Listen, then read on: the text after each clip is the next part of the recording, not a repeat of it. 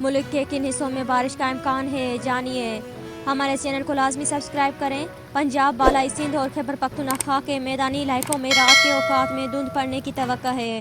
جمعہ کے روز موسم کی صورتحال: محکمہ موسمیات کے مطابق اسلام آباد میں مطلع جزوی ابر آلود اور موسم سرد ہونے کے ساتھ بوندا باندی کی توقع کی ہے۔